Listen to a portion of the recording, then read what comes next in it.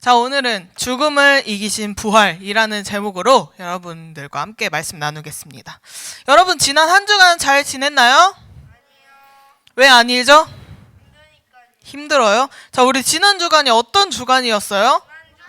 고난 주간이었죠. 우리가 고난 주간을 지내며 내가 할 수 있는 예수님을 사랑하는 한 가지 우리 실천하기로 했는데, 한 사람 있나요?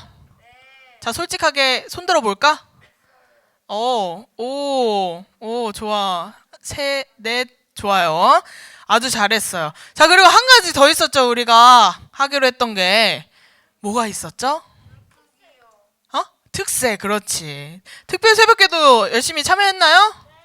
네. 안 피곤했어요? 피곤했어요? 유튜브로 봤어요? 좋아요. 전도사님이 직접 본 친구들도 있고, 특송도 우리 친구들이 정말 많이 참여해 주셔서 네, 너무 좋았어요.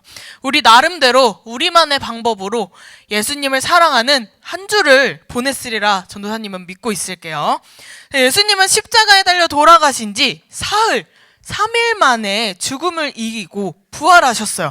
오늘은 그 부활을 기념하는 부활주일이에요. 근데 우리가 왜 이 부활을 중요하게 여기고 기념해야 될까요? 여러분들은 예수님의 부활이 정말 마음속에 깊이 기쁜 일이라는 것을 알고 있나요? 예수님의 부활이 정말 기쁜 사람. 정말 기쁜 사람. 있어요. 아주 좋아요. 믿음이 좋은 친구들이에요. 근데 우리가 왜 기쁜 일일까? 부활주.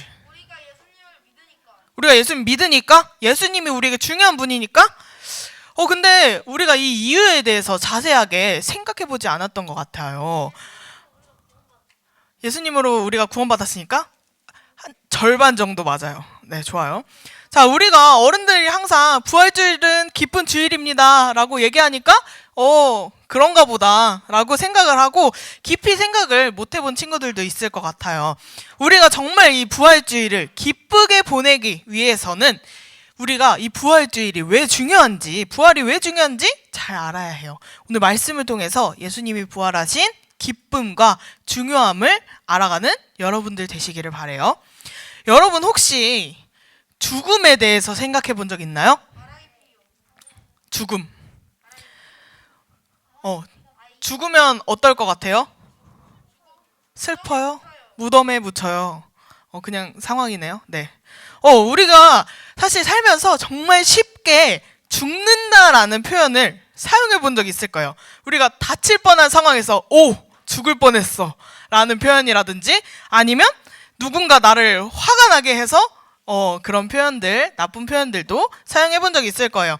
사실 이 죽음에 대해서 잘 모르고 두렵기는 하지만 아직 깊이 와닿지 않을 수 있어요. 내가 직접 경험해 보지 못했고 또 주위 사람들의 죽음을 경험해 보지 못했다면 더욱 이 죽음에 대해서 와닿지 않을 거예요.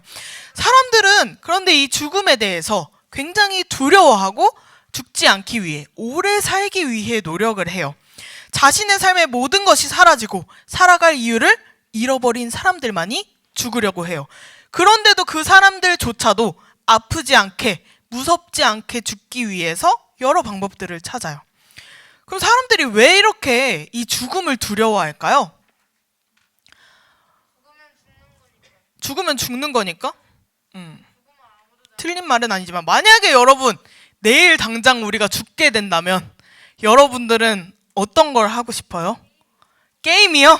게임 너무 많이 못했구나. 또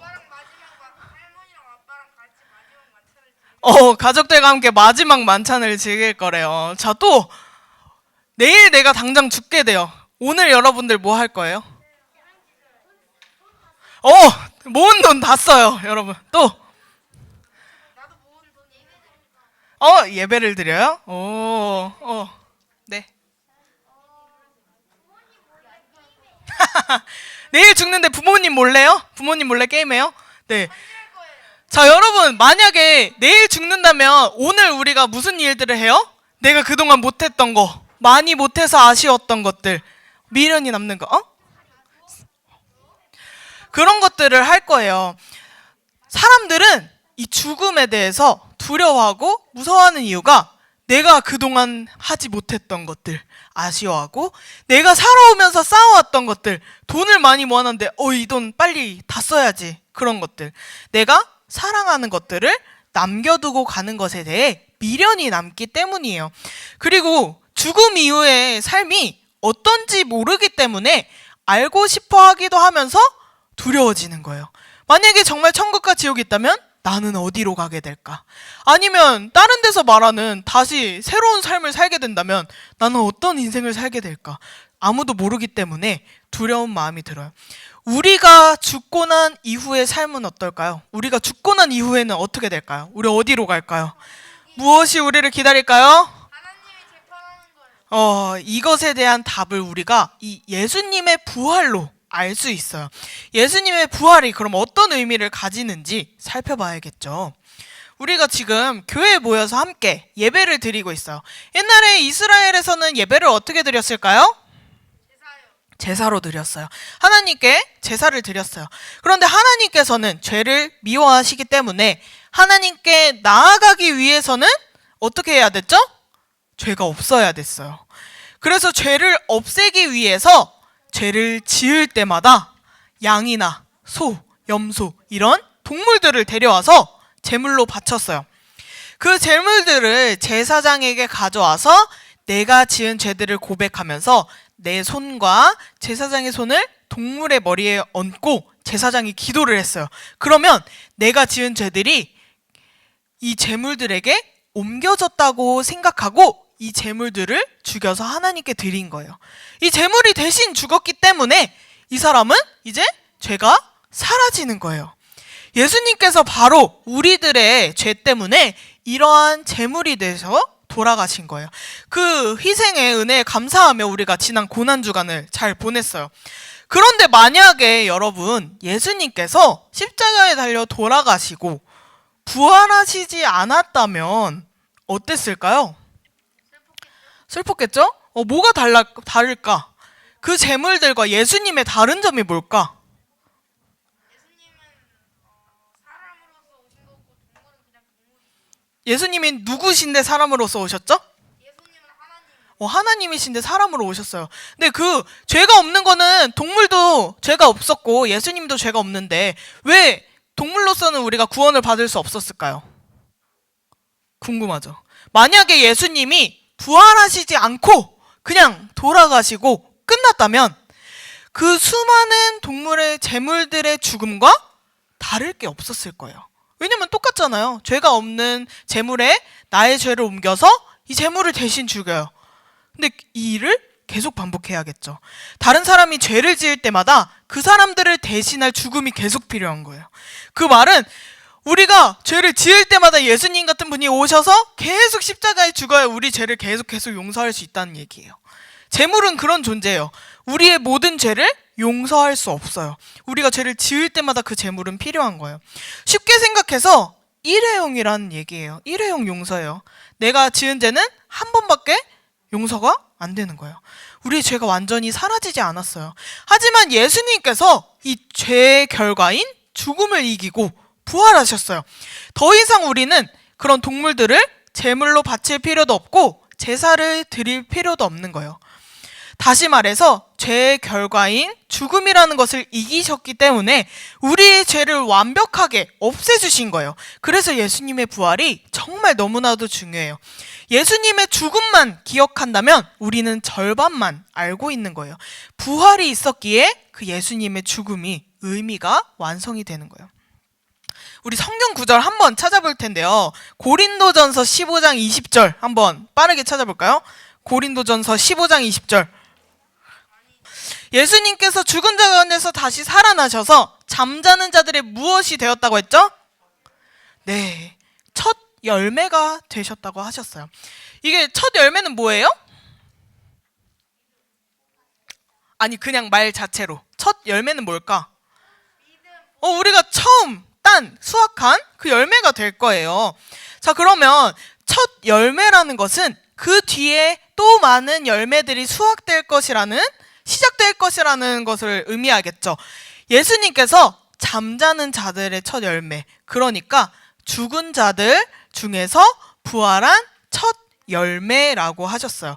이것은 예수님의 부활로 다 끝나는 것이 아니라 그걸 시작점으로 나머지 다른 사람들의 부활도 시작된다는 의미를 가지고 있어요. 예수님을 시작으로 예수님을 믿는 사람들은 그 죽음을 같이 이기고 부활을 할 수 있어요. 예수님께서 이미 부활하셨죠. 그럼 이제 누구의 부활이 남아있을까요? 우리들의 부활이 남아있어요. 여기 앉아있는 여러분들과 예수님을 믿는 모두는 부활할 수 있다는 얘기예요. 우리가 지금 가지고 있는 몸은 나중에 죽어요, 안 죽어요?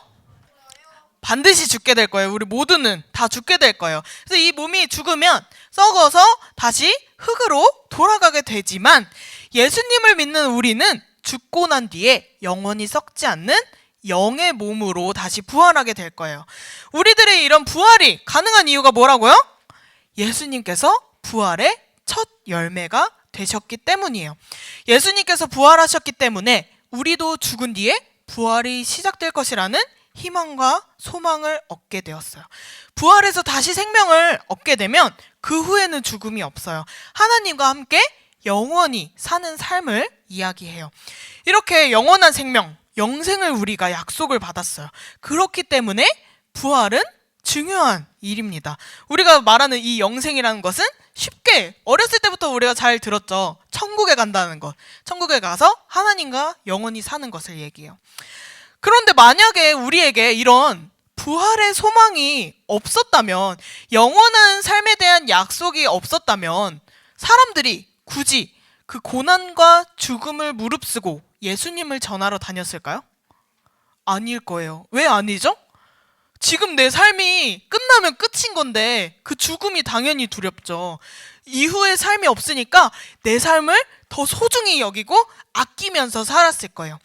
예수님을 부정하고 부인하지 않으면 당신은 죽게 될 거야 라고 말하면 난 죽기 싫어 하면서 협박에 굴복해서 믿음을 버리게 될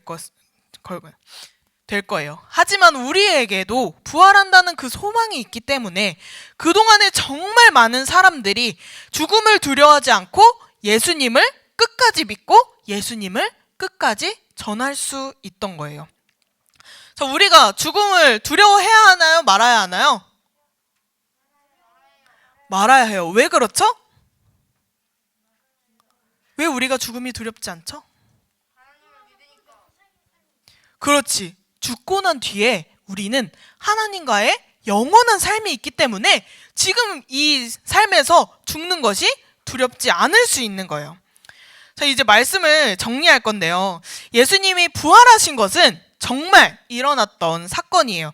그것이 우리에게 너무나 중요했던 이유 두 가지를 얘기했어요. 첫 번째는 뭐였죠? 예수님의 부활로 죄의 결과인 무엇을 이기셨나요? 죽음을 이기셨기 때문에 우리의 모든 죄는 한 번에 영원히 사라졌어요. 예수님의 죽음만이 우리 죄를 사한 것이 아니에요. 부활까지 하셨기 때문에 우리의 죄를 완벽하게 없애주신 거예요. 나머지 두 번째는 뭐였죠? 예수님이 부활에 무엇이 되셨죠? 그렇지. 첫 열매가 되셨기 때문에 우리도 죽은 뒤에 부활해서 영원한 생명을 얻는다는 약속을 받게 되었어요. 우리의 죽음 이후에 영원한 삶이 보장되어 있는 것은 우리가 믿는 예수님의 부활 때문인 거예요. 그렇기 때문에 이 예수님의 부활이 정말 기쁘고 정말 중요한 사실이에요. 우리의 죄를 완전히 없애주신 날이 바로 예수님께서 부활하신 날이에요. 그리고 죽음 이후에 영원한 새 생명을 약속받은 기쁘고 복된 날이에요. 여러분, 이제 부활주일이 왜 이렇게 기쁜 날인지 알겠죠? 여러분 정말 진심으로 기뻐할 수 있겠나요? 좋아요. 그동안 남들이 부활주일은 정말 기쁜 주일이야, 우리 오늘 하루 기쁘게 보내자 라고 말하는 것에 그냥 대충 지나게 생각했다면, 이제는 우리가 그 이유에 대해서 정말 알았으니 함께 기쁨으로 부활절을 보내기를 소망해요. 부활절뿐만 아니라 우리의 매일매일 매 순간을 예수님의 부활의 기쁨과 감사함을 누리며 사는 우리 소년부 친구들 되기를 바래요.